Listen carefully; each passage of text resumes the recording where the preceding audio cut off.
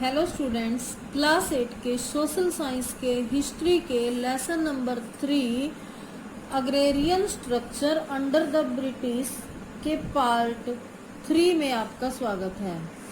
बच्चों, आज हम आगे लेसन पढ़ेंगे, तो लेसन पढ़ना शुरू करते हैं।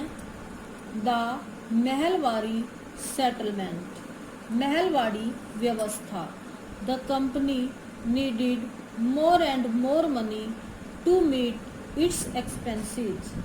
कंपनी को अपने खर्चे चलाने के लिए अधिक से अधिक धन की आवश्यकता थी।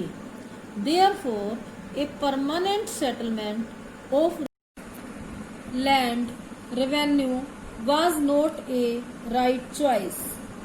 इसलिए भूमि राजस्व की एक स्थायी व्यवस्था अपनाना सही नहीं था। The company introduced the Mahalwari system in 1822 in western Uttar Pradesh, the central provinces and some portions of Punjab. Company ने 1822 में पश्चिमी उत्तर प्रदेश, मध्य प्रांतों व पंजाब के कुछ हिस्सों में महलवाड़ी प्रणाली की शुरुआत की। This settlement covered about 30% area of British India. इस प्रणाली के अंतर्गत ब्रिटिश भारत का 30% क्षेत्र आता था। A village or the Mahal was made the unit for revenue settlement. राजस्व बंदोबस्त हेतु गांव या महल की एक इकाई बनाई जाती थी। Holt Mackenzie, a British secretary, realised the importance of villages in northern India. एक ब्रिटिश सचिव होल्ट मैकेंजी ने उत्तर भारत में गांव के महत्व को महसूस किया।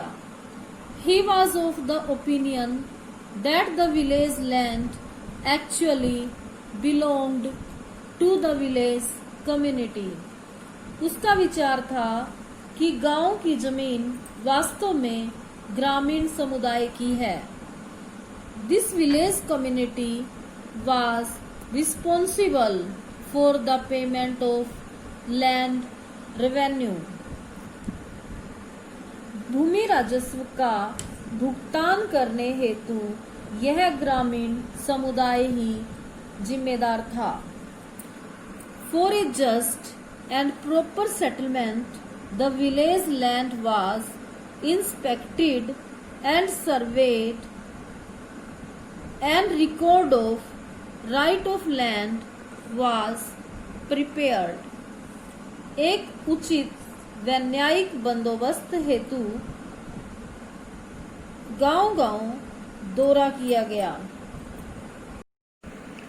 एक उचित और न्यायिक बंदोबस्त हेतु गांव की जमीन की जांच की गई और नापा गया और जमीन के अधिकार का रिकॉर्ड बनाया गया। The revenue that could be obtained from a particular land was estimated. राजस्व जो किसी विशेष भूमि से वसूल किया जा सकता था, उसका अनुमान लगाया गया। The estimated revenue of each plot within a village was then added up to calculate the entire revenue a village और महल was required to pay. गांव के प्रत्येक खेत के अनुमानित राजस्व को जोड़कर हर गांव या ग्राम समूह से वसूल होने वाले राजस्व का हिसाब लगाया गया। This demand of revenue was to be revised periodically. राजस्व की यह मांग समय समय पर संशोधित की जानी थी।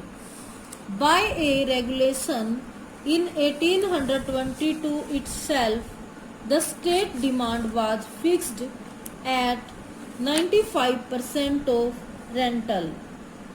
1822 के एक रेगुलेशन के अनुसार राज्य की मांग 95% किराया रखी गई। Consequently this system too failed because of excessive state demand. फलतः यह बंदोबस्त भी सफल नहीं हुआ क्योंकि राज्य की मांग बहुत अधिक थी। द रैयतवारी सेटलमेंट, रैयतवारी व्यवस्था। This settlement was introduced in the Madras Presidency by Thomas Munro. यह व्यवस्था थॉमस मुनरो द्वारा मद्रास प्रेसिडेंसी में लागू की गई। It was further extended to the Bombay Presidency and Assam। बाद में यह व्यवस्था बम्बई प्रेसिडेंसी व असम में भी लागू कर दी गई। Overall it covered 51% of the area under British India. इस व्यवस्था में ब्रिटिश भारत का 51% क्षेत्र आता था। Prior to Munro, captain Alexander Read had tried the ryotwari system on a small scale in the areas that were annexed by the British from Tipu Sultan. Munro से पहले रैयतवारी व्यवस्था कैप्टन अलेक्जेंडर रीड छोटे पैमाने पर टीपू सुल्तान से छीने गए क्षेत्रों में लागू कर चुका था। In South India, there were no traditional zamindars and the land actually belonged to the cultivators since generations। दक्षिण भारत में कोई पारंपरिक जमींदार नहीं थे तथा भूमि पीढ़ियों से ही किसानों की थी। Both Munro and Reed therefore felt that the land settlement must be made directly with the rayats। इसलिए रीड और मुनरो को लगता था कि सीधे किसानों से ही भूमि बंदोबस्त करना चाहिए। Thus, the system came to be known as ryotwari.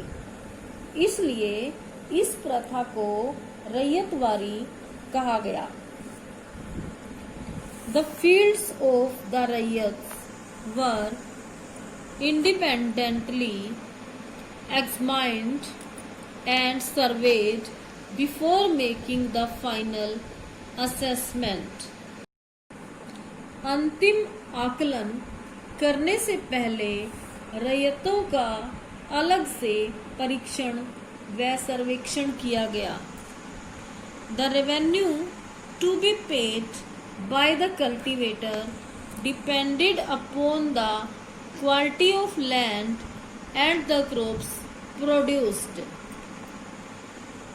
किसानों को राजस्व का भुगतान भूमि की गुणवत्ता और उत्पादित फसलों के आधार पर करना होता था। The land revenue was fixed at 50% of rental for a maximum period of 30 years। अधिक से अधिक 30 वर्षों के लिए भूमि राजस्व किराए का 50% तय किया गया। The रैयत was to be the owner of the land as long as he paid the revenue। रैयत भूमि का स्वामी तब तक होता था जब तक वह राजस्व अदा करता था। This system too failed in protecting the farmers from the clutches of distress and poverty। किसानों को गरीबी व दयनीय अवस्था से उबारने में यह व्यवस्था भी नाकाम रही। The state demand was still high and independent of produce. राज्य की मांग अभी भी अत्यधिक थी तथा उत्पाद से स्वतंत्र थी. The cultivator had to resort to the mercy of cruel moneylenders for the payment of revenue. राजस्व के भुगतान के लिए किसानों को क्रूर महाजनों की दया पर निर्भर रहना पड़ता था. Consequently, in many villages, the ryots fled away, leaving their home deserted. फलतः कई गांवों में किसान उनके घर वीरान छोड़कर भाग गए. तो बच्चों, आज हम इतना ही पढ़ेंगे. Thank you. Have a nice day.